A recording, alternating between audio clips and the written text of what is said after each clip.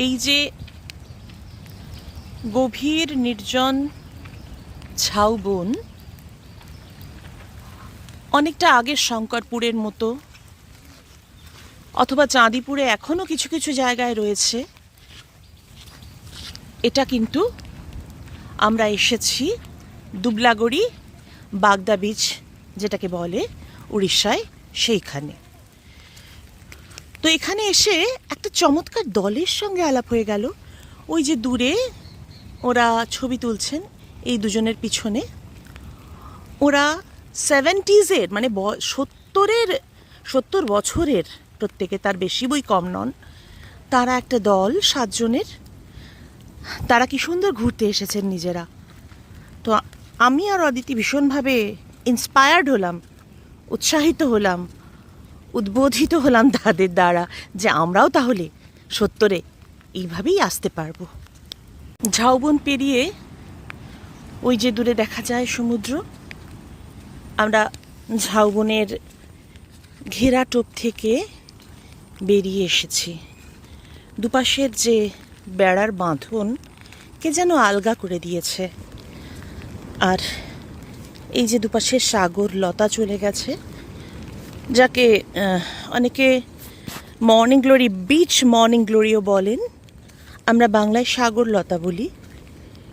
তো সেই সাগর লতা বিছিয়ে রয়েছে ঝাউবনে এবং বালিয়াড়িতে।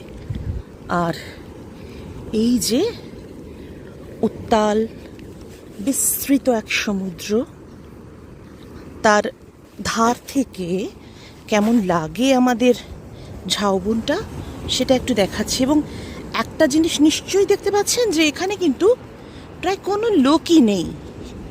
এটাই এই ঝাউবনের বিশেষত্ব, যে এখানে এক প্রায় কুমারী যে নির্জনতা, যে সৌন্দর্য, সেটাকে কিন্তু উপলব্ধি করা যায় এই দুবলাগড়ি বা বাগদা বিচে এলে।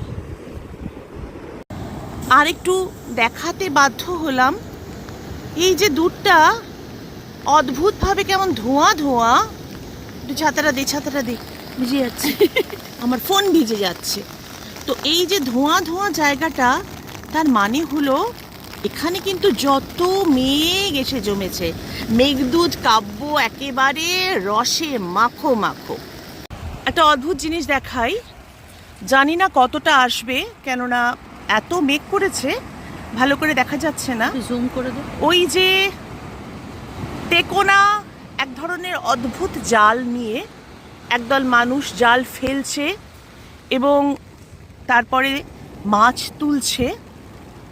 এই টেকোনা জাল এইভাবে আমি কিন্তু আগে কমই দেখেছি, মনে পড়ে যতদূর বকখালিতে দেখেছি, সমুদ্রে ওরা এইভাবে ফেলছে। আমরা একটু কটেজগুলো দেখাই। এসেছি ওশান ব্রিজ রিট্রিটে, দুবলাগড়ি। এই যে মাড কটেজগুলো একটু কাছে থেকে দেখাচ্ছি, এইগুলো এখানে বেশ কয়েকটা রয়েছে, 12-14টা মতো।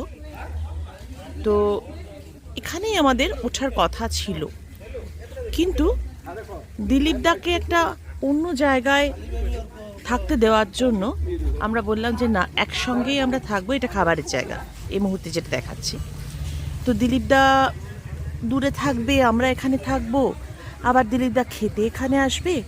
এই জন্য, এই সমস্যার জন্য আমরা কি করলাম, একটাই ঘর নিয়ে নিলাম। ওই যে ওপরে দেখা যাচ্ছে, একটু ক্লোজ করে দেখাচ্ছি, হ্যাঁ, এই যে ওপরের ঘরগুলো, সেগুলো একটা আমরা নিয়ে নিলাম। আর এই যে পাগলি বসে পা দোলাচ্ছে, একটা গাছের বোধহয় আলো টালোর মতো কিছু লাগানো, রাত্রে বোঝা যাবে। এই যে তুই যে গাছটার তলায় বসে আছিস, শিরীষ গাছটা, সেটায় আলো ঝোলানো। এগুলো আমার একদম পছন্দ নয়, তার কারণ একটা গাছের ভীষণ ক্ষতি হয় এই আলোর তারগুলো জ্বালানোর জন্য, কিন্তু এখানে সেটাই হয়েছে।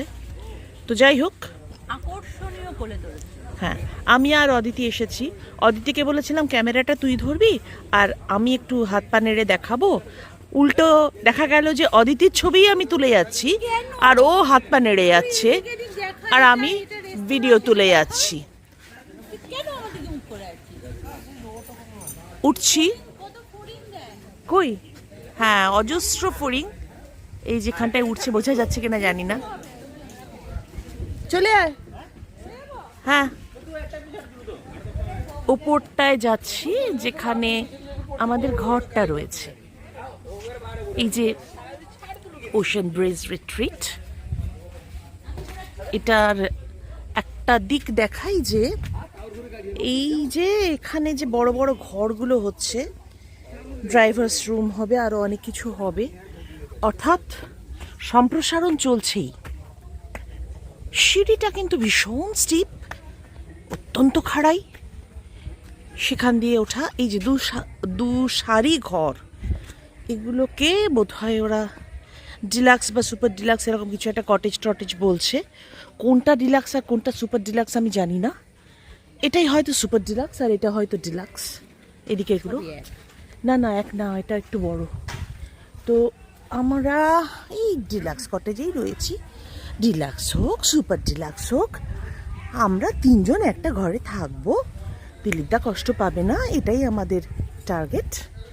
তো চলুন এবারে আমরা ঘরের ভিতরটা একটু দেখাই। এই মুহূর্তে আমরা চলে এসেছি আমাদের দুবলাগড়ি বাগদা বিচ বা দুবলাগড়ি বিচ। সেইখানে এত নির্জনতা এই বিচের যে মনটা ভরে যায়। যারা একটুক্ষণের জন্য বা দুদিনের জন্য নির্জনতা খুঁজতে আসেন, একটু বিশ্রাম নিতে আসেন, তাদের পক্ষে আদর্শ জায়গা। এবং এই বিকেলের মুহূর্তে সমুদ্রটা চলে গেছে বহু দূরে, কেননা এটা চাঁদিপুরের সমুদ্রের মতো।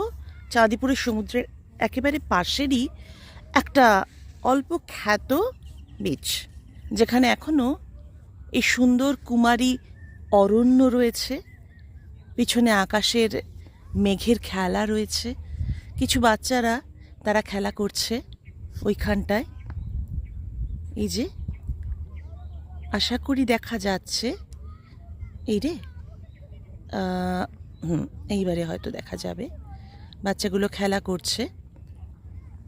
এবং জায়গাটা এতটা সুন্দর লাগছে যে মনে হচ্ছে বেশ কয়েকটা দিন এখানে কাটিয়ে দিই।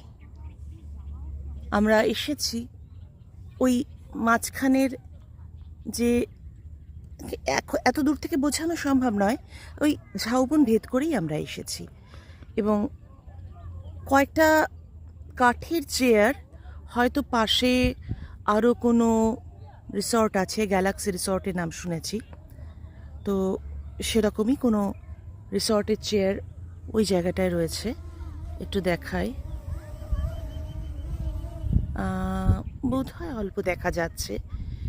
এবং কেউ ড্রোন উড়িয়ে প্রচুর কিছু দেখার চেষ্টা করছে, দেখানোর চেষ্টা করছে। আমি ড্রোন ছাড়াই আমার হাতে, আমার দু চোখে যতটা দেখতে পাই সবার কাছে তুলে ধরার চেষ্টা করছি।